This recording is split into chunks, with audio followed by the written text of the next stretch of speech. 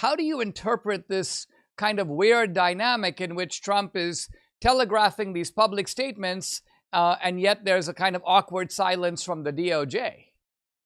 Again, it's very confusing because, as you say, I believe Bondi was placed in that position specifically because she would do what Trump asked her to do. That's how Trump staffed his administration for the most part this time, which I think is a vast improvement because you get more compliance from the people who are actually supposed to work for the president. So why, especially Donald Trump has literally been shot in the head over this. How does he not understand at this point where we're at? The hour is late and we need to know what time it is. Donald Trump was prosecuted on all kinds of phony charges in the desperate attempt to keep him from becoming president. And when that didn't work, they tried to shoot the man. We are well past the point at which you can just say, well, we're the bigger guy and we don't prosecute our enemies and it's okay. We're going to show everybody the way this is done. That is not working. The Democrats are already talking about how the minute they get into power, they are going to start prosecuting everyone. They're going to start putting all kinds of political enemies in jail, and we should take them very seriously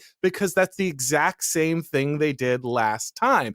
There's no reason for Donald Trump to be putting his foot off the gas at this point. These people have threatened his life. They have tried to put him in jail. They have already put his other administration officials through the ringer, and he should expect exactly the same thing should they ever come to power again. If you don't make them pay a price, they will do it all again. Do you think it is the case, Auron, that we have a strange hierarchy in the Justice Department where you've got Kash and you've got Dan Bongino, and left to their own devices, those guys would unleash on the left. But it turns out they report to Pam Bondi. And with Pam Bondi, my reading of her temperament is that she likes sort of safe prosecution. She likes, okay, we're going to go after the sanctuary cities and we're going to sue them in court. That's the kind of move that I think she feels like that's within her comfort zone. But bringing the handcuffs out on Obama, that's something that she won't do unless there is a direct order coming from Trump. And I think the question you and I are asking aloud is, why hasn't that direct order been given?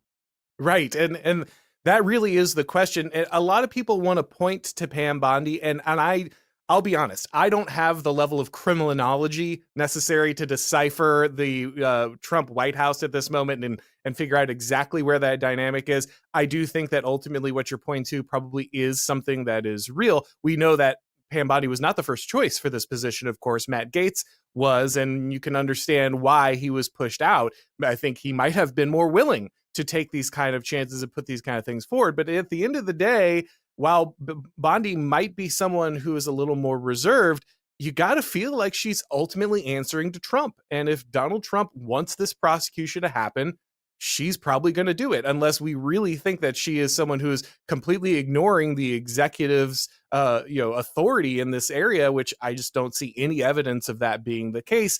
Then you think this needs to be an action that would be taken if Trump is putting that forward. And it's very clear that Donald Trump was very concerned about this prosecution. When the Epstein stuff was really flaring up, he repeatedly said, oh, well, this is just a hoax like the Russiagate stuff. Now, a lot of people said that was because they thought ultimately Trump was in the files or he was nefariously attached to this. I never thought that was the case. What I think it was is Donald Trump knew this revelation was coming down the pipeline, believed it to be huge, and was really wanting people to focus on that, and was very frustrated. That was top of his mind when he was being asked about Epstein. Why are you guys worried about this? Because right now I'm about to drop the biggest bombshell in the world on you, and you don't know it quite yet. And I think that was really what he was thinking when he was making those references. But now that the information is out, again, the revelation itself is not sufficient. If action is not taken, then nothing matters. And Donald Trump has to be the one that initiates this at the end of the day.